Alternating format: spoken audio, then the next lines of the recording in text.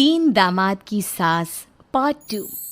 अब तक आपने सुना कि कावेरी जी अपनी तीनों बेटियों ईशा, मोहिनी और सुहाना की शादी तीन घर जमाई लड़कों के साथ करवा देती है। उन्हें लगता है कि ये लड़के शायद घर का कामकाज संभाल लेंगे, लेकिन उनके तीनों घर जमाई बहुत आलसी थे। वो नौकरी भी नहीं करते थे और बाहर का काम भी नहीं। कावेरी जी ने अपनी बेटियों से कहा कि वो प्रेगनेंसी का बहाना बनाकर अपने पतियों को सबक सिखाए। अब सुनिए आगे। मम्मी, आपने जैसा कहा था हमने वैसा ही किया, लेकिन देखिए ना, विवेक का हाल तो वैसा का वैसा ही है। घर में ना सुबह का नाश्ता बनता है और ना खाना। नौकरी पर जाने की बात करूं तो खाने को दौड़ते हैं मुझे। हाँ मम्मी, मैंने भी सुमित को कितनी बार कहा कि अगर नौकरी नहीं करनी तो कोई छोटी सी दुकान ही खोल लो। घर का खर्चा कैसे चलेगा? देखो दोपहर के 12 बजने आए और जनाब अभी तक सो रहे हैं। हाँ मम्मी, ईशा और सुहाना ठीक कहती हैं। अविनाश का भी यही हाल है। जब मैंने अपनी प्रेगनेंसी के बारे में कहा तो मुझसे कहने लगा, अरे दूसरी लड़कियां तो 9-9 महीने तक नौकरी करती है, बस डिलीवरी के टाइम छुट्टी लेती है। मोहिनी, तुम भी नौकरी करो। अब मुझे कहाँ नौकरी मिलेगी? मम्मी बताओ अब मैं क्या करूँ? हे भगवान, क्या सोचकर घर जमाई दामाद लाई थी मैं कि मेरी बेटियां मेरे पास रहेंगी और खुश रहेंगी, लेकिन इन आलसी दामादों ने तो हमारी जिंदगी को भी प्रॉब्लम में डाल दिया है। मैं तो कहती हूँ मम्मी, हम लोग वापस अपनी जॉब पर जाना शुरू कर देते हैं। बता देते हैं इन लोगों को कि हमने प्रेगनेंसी का बहाना किया है। नहीं नहीं बेटा, ऐसी गलती भी मत करना। अगर तुमने ऐसा किया तो इन तीनों की आदत और ख़राब हो जाएगी। अरे आज नहीं तो कल कभी तो तुम प्रेग्नेंट होगी, तब वापस यही प्रॉब्लम आएगी। तब क्या करोगी तुम तीनों? हाँ मम्मी, आपकी बात तो बिल्कुल सही है। इन लोगों को तो सुधारना ही पड़ेगा। लेकिन कैसे? अपने बच्चों के आने की खबर सुनकर भी इन लोगों पर कोई असर नहीं हो रहा। पैसे कमाने के लिए घर से बाहर निकलना ही नहीं चाहते ये तीनों।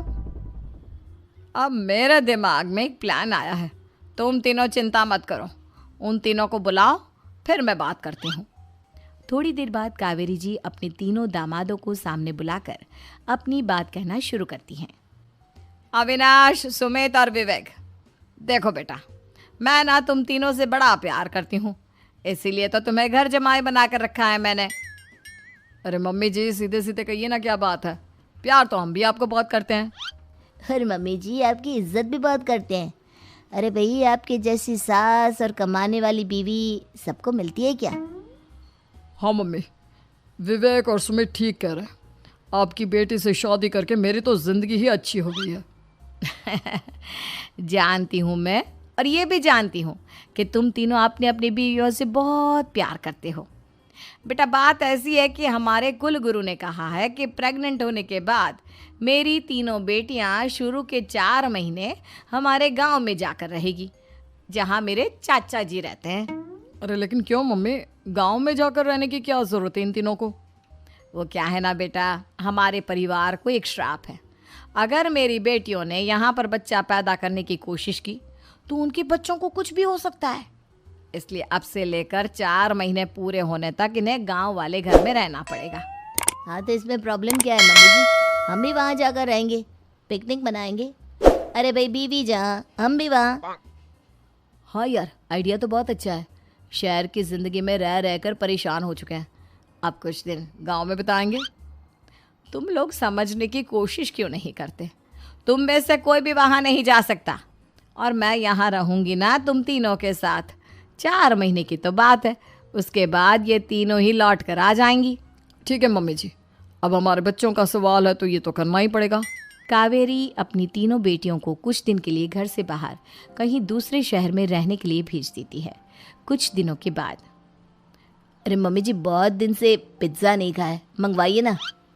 क्या बताऊं बेटा, पहले तो बेटियां खर्चा दे देती थी क्योंकि उनकी नौकरी थी, लेकिन अब तो मेरे पास पैसे ही नहीं बचे। थोड़े बहुत पैसे हैं जो बच्चों की डिलीवरी में काम आएंगे। लेकिन मम्मी जी, आपकी बेटियों को वापस आने में तो अभी बहुत वक्त बाकी है। वही सोच सोच कर परेशान हो रही हूँ। सोच रही हूँ कल से दूध भी बंद करवा देती हूँ। अब दूध वाले को देने के लिए पैसे भी तो नहीं है ना। अरे नहीं नहीं मम्मी जी, अगर दूध भी बंद करवा दोगी तो मुझे चाय कहाँ से मिलेगी? और चाय के बिना मैं तो मर ही जाऊंगा। क्या करूं बेटा, इसके अलावा हमारे पास कोई ऑप्शन नहीं है, मेरे पास पैसे ही नहीं बचे। इस तरह कावेरी जी धीरे धीरे अपने तीनों दामादों को पैसे देना बंद कर देती हैं और घर में खाने पीने की चीजें लाना भी बंद कर देती है। अब वो तीनों बुरी तरह से परेशान होने लगे थे और इसलिए एक दिन तीनों प्लान करके घर से बाहर निकलते हैं और बाजार में जाने के बाद, यार अच्छा खाना खाए हुए कितने दिन हो गए, पता नहीं कब अच्छा खाना मिलेगा। हमारी बीवियों के जाने के बाद तो हमारी हालत भिखारियों जैसी हो गई है यार। कुछ भी हो, मुझे तो आज पिज्ज़ा खाना ही खाना है। जेब में 1 रुपया नहीं है और पिज्ज़ा खाएगा, कहाँ से आएंगे पैसे? अरे देख वहाँ सामने बोर्ड पर क्या लिखा हुआ है, कंप्यूटर पर काम करने के लिए एक आदमी की आवश्यकता है। भाई मैं तो जा रहा हूँ, काम करूँगा और शाम तक पैसे लाकर आराम से पिज्ज़ा खाऊंगा। जा जा, तुझे कोई काम नहीं देने वाला, हम तो घर जा रहे हैं। चल भाई सुमित। सुमित और अविनाश वहाँ से चले जाते हैं और विवेक उस कंप्यूटर शॉप पर सारा दिन काम करके 5,000 रुपये कमा कर घर लौट कर आता है और अपने खाने के लिए अच्छी अच्छी चीज़ें भी लेकर आता है। ये देखकर विवेक और सुमित के दिल में भी कुछ पैसे कमाने की इच्छा जागती है। अरे सुबह सुबह कहाँ चल दिए तुम? मम्मी जी एक बहुत अच्छी जगह मिली है, कंप्यूटर पर काम करने के 5,000 मिले थे कल मुझे। अगर रोज़ काम करूँगा तो पूरे 40,000 की तनख्वाह। अरे वाह, ये तो बहुत अच्छी बात है दामाद जी, आपको जाना ही चाहिए। सुमित और अविनाश विवेक को इस तरह तरक्की करते देखकर परेशान हो जाते हैं और वो दोनों भी काम की तलाश में निकल पड़ते हैं। धीरे धीरे उन दोनों को भी काम मिल जाता है। अब कावेरी के तीनों दामाद छोटी मोटी नौकरी करके अच्छा पैसा कमाने लगे थे। एक दिन कावेरी उन्हें अपने पास बुलाती है। अरे वाह, विवेक 40,000 कमा लेता है, अविनाश 60,000 और सुमित तुम भी 40,000 के आसपास कमा ही लेते हो। कुल मिलाकर तुम अच्छे खासे पैसे कमा रहे हो बेटा। हाँ मम्मी जी, बहुत मज़ा आता है जब महीने के एंड में मोटी रकम हाथ में आती है। पूछिए मत मम्मी जी, घर में रहकर रोटी बना बना कर और तो जैसा महसूस होने लगा था मुझे तो। हाँ बेटा, तुम तीनों की बात तो बिल्कुल ठीक है और जानते हो अब तुम तीनों की पत्नियां भी वापस लौट कर आने वाली है। लेकिन मम्मी जी अभी तो उन्हें गए सिर्फ 2 महीने हुए हैं, आपने तो कहा था वो 4 महीने के बाद लौट कर आएंगी। ऐसा कुछ नहीं है बेटा, मैं सिर्फ तुम तीनों को सबक सिखाना चाहती थी कि आदमी घर में बैठकर बीवी की कमाई खाता हुआ अच्छा नहीं लगता। इस दुनिया में हर इंसान को मेहनत करनी चाहिए, काम करना चाहिए, चाहे वो औरत हो या आदमी, ताकि अपने परिवार को संभाल सके।